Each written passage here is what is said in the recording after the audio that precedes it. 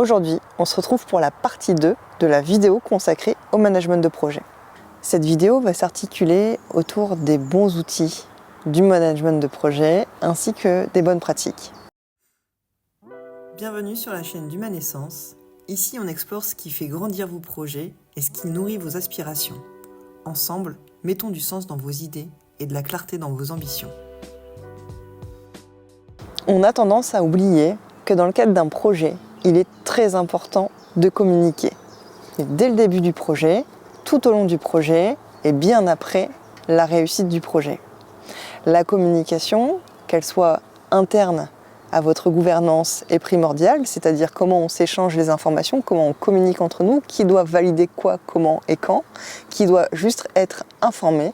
Et pour ça, on peut utiliser une matrice qui s'appelle la matrice RACI, qui est vraiment hyper opérationnelle pour pouvoir identifier dès le début d'un projet qui a son mot à dire quand. Ensuite, la com externe qui va vous aider à accoucher de ce projet et à faire en sorte qu'il devienne un véritable élément existant, on va dire, sera indispensable. Et pour ça, vous devez concevoir votre plan de communication dès le départ. Un peu de teasing au moment où le projet est en train de mûrir, les coulisses pour voir comment il évolue, et puis ensuite le livrable. Et le livrable, pour ça, identifier dès le début quelle serait la date butoir pour faire en sorte d'organiser un événement autour de cette éclosion. Qu'on parle de projet événementiel ou de projet interne à une entreprise, la communication externe est évidemment pertinente, comme je venais de vous l'expliquer. Et je vais vous donner deux exemples. Sur un lieu concret, une nouvelle activité que l'on reprend, il est indispensable évidemment de communiquer en externe. Par contre, là où les entreprises sont un petit peu plus frileuses, c'est quand il s'agit de peut-être dénouer des problématiques internes ou d'avoir une approche spécifique, transversale sur un sujet qui ne regarde pas forcément l'extérieur. Là, on se dit, mais à quoi ça servirait de communiquer à l'extérieur ?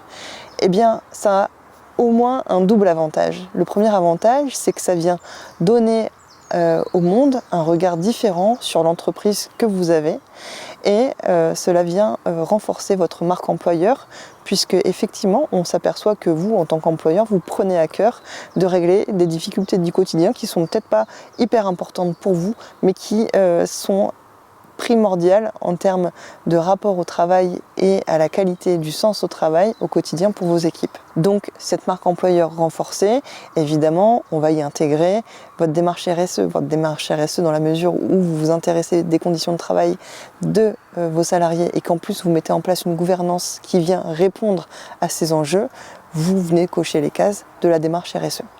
Comme la communication, il y a un autre sujet qu'on a tendance à oublier, c'est l'évaluation. Comment je sais si j'ai réussi mon projet ? Alors pour les plus sceptiques d'entre vous, vous me direz tout simplement si j'ai réussi à le mener à bien. Oui, mais c'est parfois un peu plus complexe. Est-ce que j'ai respecté le timing que je m'étais fixé ? Est-ce que j'ai dépassé le budget que je m'étais fixé ? Est-ce que je suis allé plus loin que ce que j'avais imaginé ?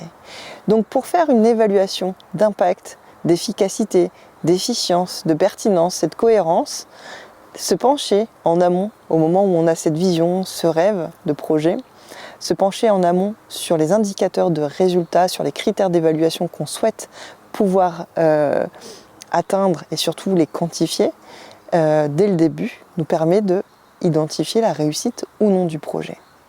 Et enfin, dernier point, j'en reviens à l'arbre à objectifs et plus précisément à la déclinaison opérationnelle des actions qu'on a identifiées. Eh bien, l'outil par définition de la planification de projet, c'est le diagramme de Gantt ou le rétroplanning. Le rétroplanning à utiliser quand on a une date butoir à respecter et le diagramme de Gantt lorsqu'on part de zéro et qu'il s'agit de planifier la démarche. Ces deux outils sont hyper pratiques car ils peuvent en plus permettre d'associer et d'affilier des tâches à certaines personnes de notre équipe. On se souviendra qu'on a parlé de gouvernance.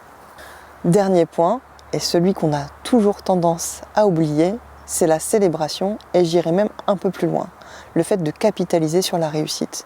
Donc, vous voyez, il est hyper important d'identifier du départ les critères d'évaluation et de réussite de votre projet pour pouvoir vraiment célébrer et capitaliser sur vos réussites et ne pas en faire juste un élément normal de vie professionnelle, mais bien une réussite.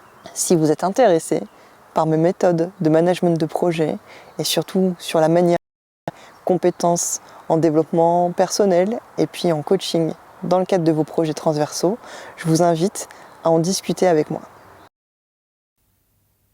Faites un pas de plus vers ce qui vous inspire et n'oubliez pas, tout commence par une idée. À bientôt.